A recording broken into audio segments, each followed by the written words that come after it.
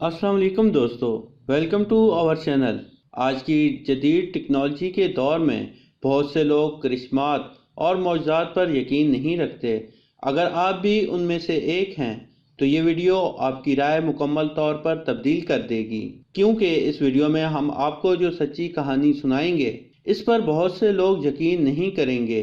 ये हम सब के लिए नहीं बल्कि माहिरीन के लिए भी एक करिश्मा है, क्योंकि वो सोचते ही रह गए ऐसा कैसे और क्यों मुमकिन हुआ। अगर इस वक्त वहां मौजूद चश्मदीद गवाहों ने इस वाक़े को अपनी आंखों से ना देखा होता तो शायद मैं भी इस बात पर यकीन ना करता। उन लोगों ने वो सब कुछ देखा जो इस कहानी के मरकजी किरदार के साथ हुआ। ये कहानी 25 साल की लड़की की है, जिस लड़की का नाम मैरी क्रैंक था। मैरी अमेरिका की रियासत मिनीसोटा में रहती थी। मैरी भी दूसरी लाखों लड़कियों की तरह हामला थी। वो और उसका शौहर अपने आने वाले नन्हे मेहमान का बेसब्री से इंतजार कर रहे थे और अभी तक सब कुछ नॉर्मल चल रहा था।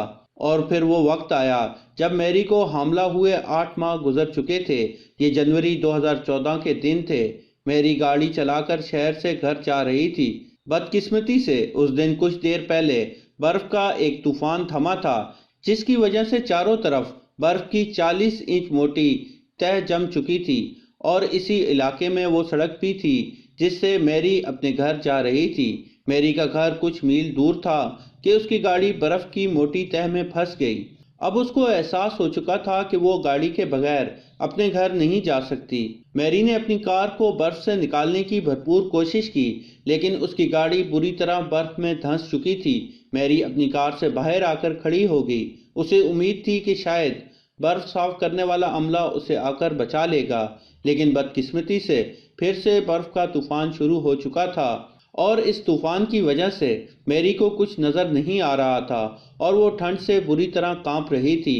वो गाड़ी का हीटर भी ज्यादा देर तक नहीं चला सकती थी क्योंकि गाड़ी में पेट्रोल खत्म होने वाला था। इससे ज्यादा डरा देने वाली बात तो ये थी कि अब तक अंधेरा होने वाला था और तेज बर्फबारी इसकी मुश्किलात में मजीद इजाफा कर रही थी।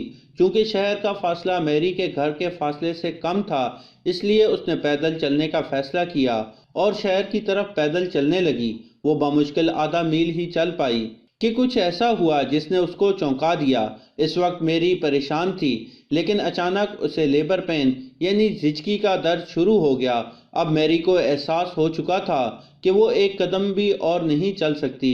मैरी ने अपने करीब ही, जिसके नीचे कदरे कम बर्फ थी, मैरी ने अपने पूरे जिस्म की ताकत को यकजा किया और किसी तरह उस दरख्त तक पहुंच गई। बेबसी के आलम में मैरी को कुछ समझ नहीं आ रहा था कि वो क्या करे और अब वो दुआएं करते हुए सारों कतार रो रही थी। दर्द बढ़ने की वजह से 5 मिनट में ही वो बेहोशी की हालत में चली गई। ज्यादातर लोगों को ऐसा ही लग रहा था कि ये कहानी का इख्तिताम है।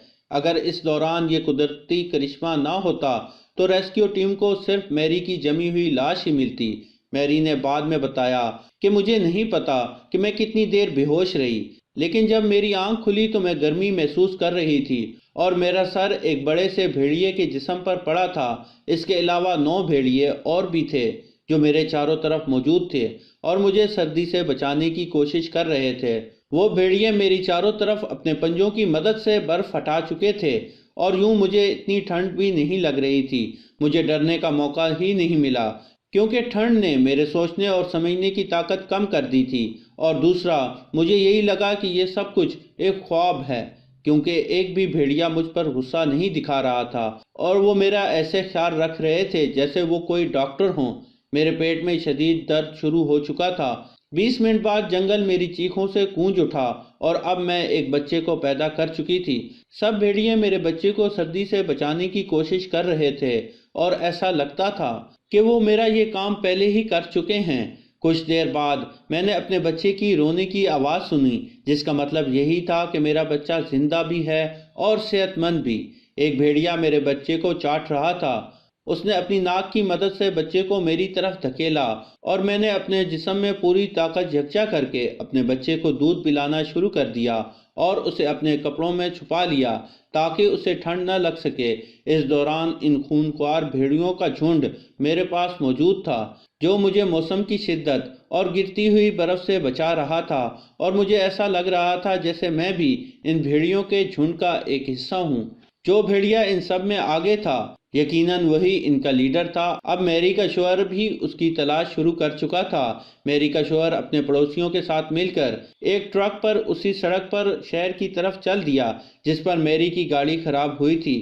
جلد ہی انہیں میری لاوارث گاڑی مل گئی۔ آگے چل کر انہیں بھیڑیوں کا ایک جھنڈ نظر آیا جسے دیکھ کر سب نے یہی اندازہ لگایا کہ یہاں کچھ برا ہو چکا ہے۔ میری کے شوہر کے ساتھ آئے لوگوں میں سے ایک کے پاس بندوق موجود تھی۔ اس نے اپنی بندوق ان بھیڑیوں کی طرف کی اور بغیر سوچے سمجھے فائر کرنا شروع کر دیا۔ گولیاں چلنے کی وجہ سے سب بھیڑیے ادھر ادھر بکھر چکے تھے، لیکن حیران کن طور پر وہ زیادہ دور نہیں گئے اور ایک گھیرے میں ہی پیچھے کی طرف ہٹتے گئے۔ وہ سب اب میری کو دیکھ رہے تھے، اور ان لوگوں نے جب اس جگہ کے آس پاس دیکھا تو کچھ ہی دور میری کے شوہر کو اپنی بیوی مل گئی، اور اس کے ارد گرد سے برف ہٹی ہوئی تھی، اور اس میں میری کے ہاتھ میں کوئی چیز بھی تھی۔ میری کے شوہر نے جب قریب جا کر دیکھا تو اسے اپنی آنکھوں پر یقین نہ آیا۔ میری نے اسے انتہائی کمزور آواز میں بتایا کہ یہ ہمارا بچہ ہے۔ میری کا شوہر اس کرشمے کو اپنی آنکھوں سے دیکھ چکا تھا، اور وہاں کھڑے لوگوں کو بھی سمجھ نہیں آ رہی تھی کہ ایسا کیسے ممکن ہو سکتا ہے۔ ابھی بھی وہ بھیڑیے کچھ فاصلے پر کھڑے ہو کر میری کو دیکھ رہے تھے، لیکن کوئی بھیڑیا بھی ذرا برابر بھی غصہ نہیں دکھا رہا تھا۔ ان لوگوں نے احتیاط سے میری اور بچے کو سنبھالا اور انہیں گاڑی میں آ کر بٹھا دیا۔ میری کو فوراً شہر کے ایک اسپتال پہنچایا گیا جہاں بچے اور ماں کا علاج کیا گیا۔ ڈاکٹرز کی توجہ اور علاج کی وجہ سے میری اور اس کا بچہ خطرے سے باہر آ چکے تھے۔ میری نے کچھ ہی دن بعد اپنے ایک انٹرویو میں بتایا کہ میں کبھی بھی ان بھیڑیوں کو نہیں بھولوں گی، اور جب ٹھیک ہو جاؤں گی تو ان سے ضرور ملنے جنگل جاؤں گی۔ شکاری، سائنسدان اور ڈاکٹر اس واقعے کو ماننے سے ہی انکار کر دیتے ہیں، اور ثبوت دکھانے پر اس پر رائے دینے سے ہر کوئی انکار کر دیتا ہے۔ ہاں، کچھ لوگ یہ ضرور کہتے ہیں کہ بھیڑیے سونگھ کر حالات کو سمجھ جاتے ہیں، اور کیونکہ وہ بے حد عقل مند ہوتے ہیں اس لیے ان سے کسی بھی بات کی توقع کی جا سکتی ہے۔ ڈیئر ویورز، امید ہے آپ کو ہماری یہ ویڈیو پسند آئی ہوگی۔